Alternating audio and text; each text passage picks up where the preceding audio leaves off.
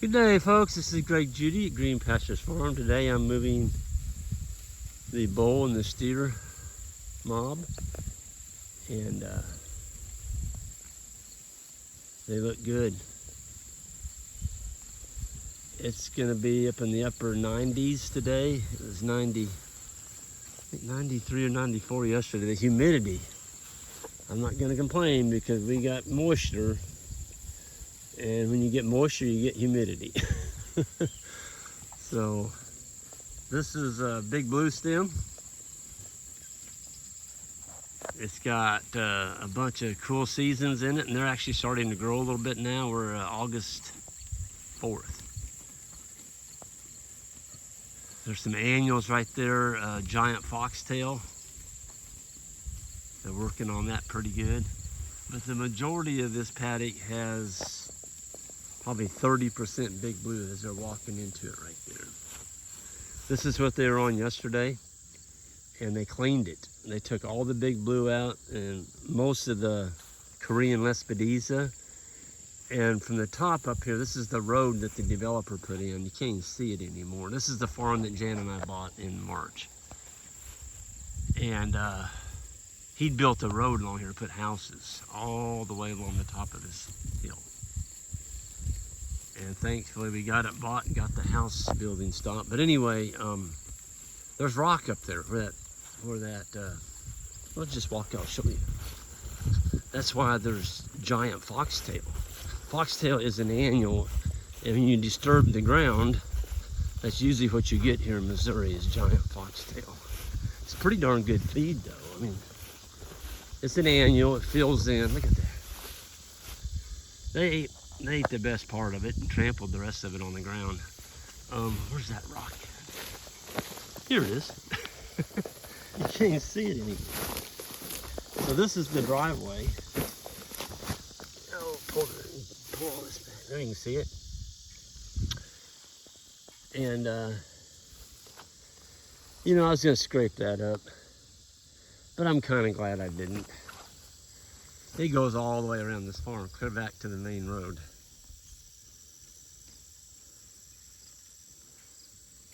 And one of the preconditions when you bought a land tract, I think this is number, I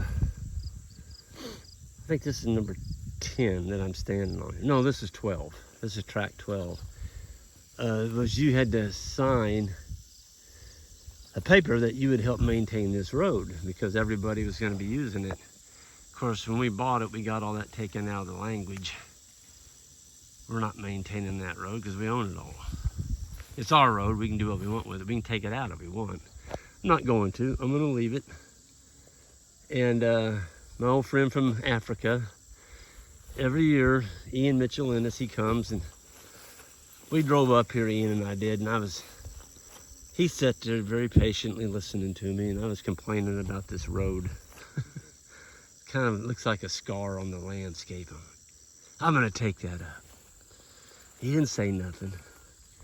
Finally, he got up here to the very top, and he's looking out across here, and he goes, Greg, he said, why don't you just wait 2 years? Just wait 2 years before you take that road up. He said, you may find that there's a really good use for that road. And it's already here. It's gonna cost you money to take it out. Just leave it. And he said, plus in a couple years, you won't be able to see it. And you know what? Ian's a very wise man. Learn to listen to your elders. They've been there, you know, and they've already done it. And they have so much wisdom. We need to learn from our older folks. And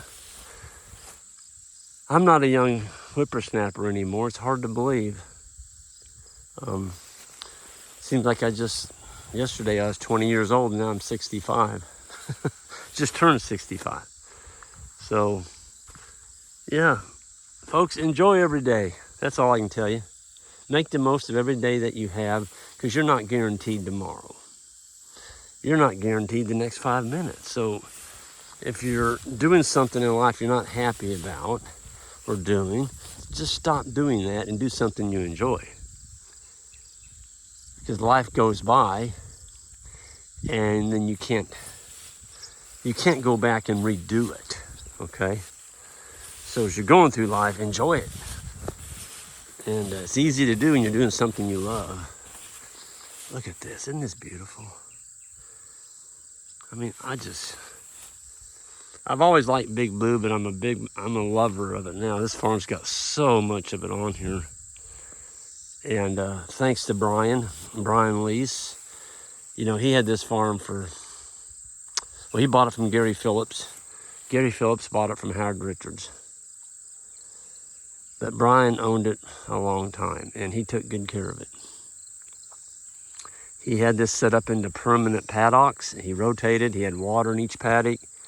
And, you know, I talked to Brian a little bit, and, you know, he was on the understanding that you wanted to leave some. You know, he didn't use polywire like I'm doing. He didn't strip graze. He gave them bigger paddocks, but he watched it and made sure they didn't overgraze the plants, and then he moved them. And, yeah, I don't care what kind of drought you got in. When you came by Brian's farm, he always had grass. And that's because he wasn't overstocked. And he let the pastures rest. And he took a lot of soil tests. I mean, Brian was always out here testing the soil, and if it needed a little something, you know, he kind of figured that's what he'd do. He'd keep the soil up to spec. And I'm just so thankful that the developers, they only got to cut hay on it twice. And one of those hay cuttings I bought it from them. But the first one, I didn't. They baled it, of all things, in January. Because Brian had sold it, no cattle on it for the whole growing season, and it was tall and thick and brown. It was wintertime when they baled it. But the developer just wanted it to look like a yard, you know, so it'd sell. But it didn't help it sell at all. People couldn't get water out here. That was the issue. So it's about 30 to 35,000 for a well. That's what the estimate is here. And you got to go down 700 feet, and that's the average. And then you hit coal. There's coal under this land. And you drill through a coal vein, it makes the water taste sulfury. It's a sulfur taste. And so you got to put a water softener and a water conditioner, all this treatment. Well, that's not cheap either. And so all those things helped and allowed Jan and I to buy this, because he couldn't sell it. The developer couldn't sell it.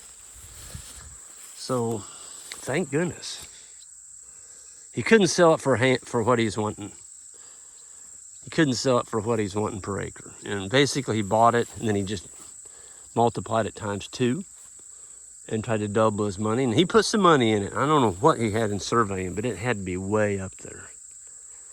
I'm guessing it was, I don't know.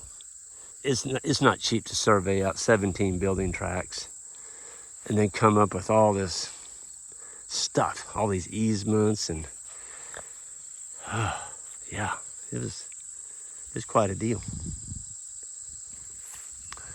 I tell you what, you know you got grass and you can hardly see the livestock in it. There's bulls over there grazing. All you can see is the top of their backs. Same way over there, closer to us. See those? It's pretty cool. I like the Big Blue. It's a great warm season perennial. It fills in the summer slump. You can see all this fescue down here. It's not growing. It's just sitting there.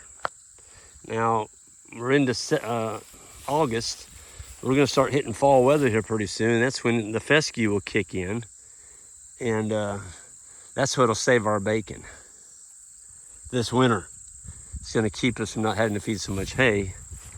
But you can see that bull right there. See what he's doing?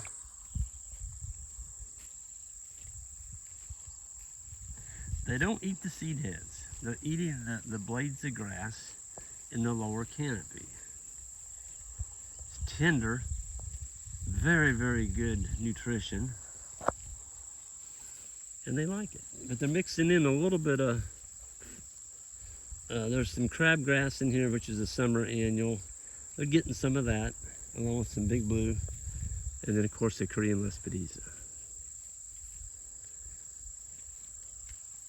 I'll bet you these cattle have put on, just in the last month, close to 100 pounds. I mean, it's unbelievable. It looks like you put a syringe and just filled them up. These are just yearlings. Well, they'd be long yearlings. They were born last year. These are April, May calves. Oh, look at this. Huh. There's some, the seed head's not even out yet. There it comes. It's coming out of there. That's Indian grass. And there's also, I don't see any right standing right here, but we've seen, Brian had some little bluestem in here. I'm telling you what, folks, this is just lush. I really believe, I can't remember a summer like this, or a growing season, where we've got a rain every time we needed it. Look at that. Something broke that one off. Probably a deer. But we've literally got a rain every time we needed it.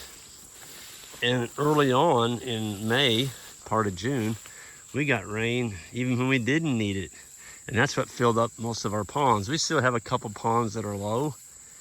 Not very many. Most of them are up to the spillway now. And that's a nice feeling after going 2.5 years with pond levels that had dropped 50% just because of evaporation. It wasn't that we were drinking that much. It's just so hot and no rain. You go 2.5 years, no moisture. I don't care how full your pond is, it's gonna go down some. Isn't that cool? I mean, the grass is 3 foot above the back of that calf. I know why deer like this stuff. They can hide in it. I mean, you put a white-tailed deer and they lay down, you're not gonna see them. It's like they're laying in the forest. But folks, all of this big bluestem, every bit of it, is gonna be consumed today.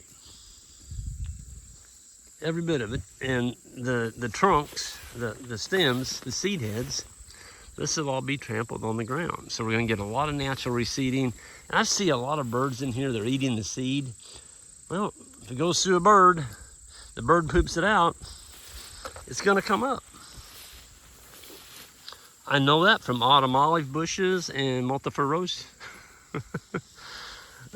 berries, because they eat them and they spread them. If you don't believe me, look down a fence line where the birds perch. Just a solid row of autumn olives and multifer rose bushes. Wow, this is crazy. I do notice the cattle like the big bluestem better than they do the Indian grass. The Indian grass is more spiky, and if you feel it, it's a little bit more coarse. This stuff is soft, folks. The big bluestem is soft. And the cattle just love it. Yep.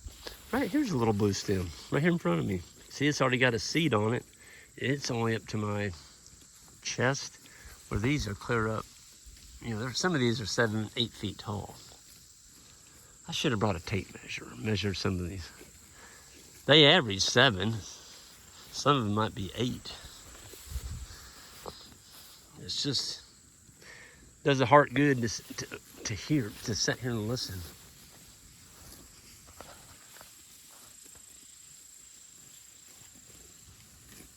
Y'all hear that? Probably can't. I can sure hear it.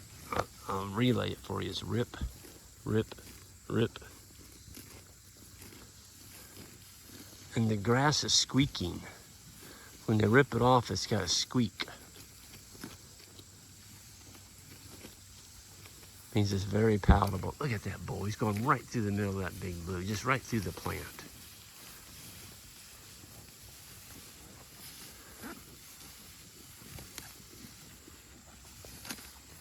Tell you what, she's gonna be a warm one today. It's already warm and it's only 8 o'clock. You know when you're sweating at 8 o'clock, you're not doing anything, just standing here, it's gonna get warm. And that's why you need some warm season grasses, folks. 30%. 25, 30%. Why don't you want it on your whole entire farm? Or why don't you just want to monoculture a big blue stem? Well, if you're into selling big blue stem seed, where you can combine it, that would be a good thing to have. But when you're in the grazing business, you want diversity. You don't want a monoculture of this. And that's because in the wintertime, this plant just turns to straw, and your cows will starve to death trying to eat it and put weight on. So it's a great grass for June, July, August, September, 4 months.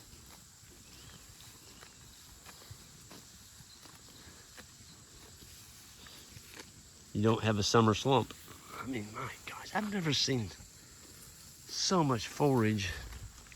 And we're at August 4th. Look at this young bull. Man, is he a dude. Holy moly. He's just a little over a year old. Look at that. Can't hardly see him because of the big blue, but let me get out here. Yeah, he's a dandy. Just slick as a button. Doesn't have any rough hair on him anywhere. Just a good looking animal. There's another one up there. That real dark color, he's pretty.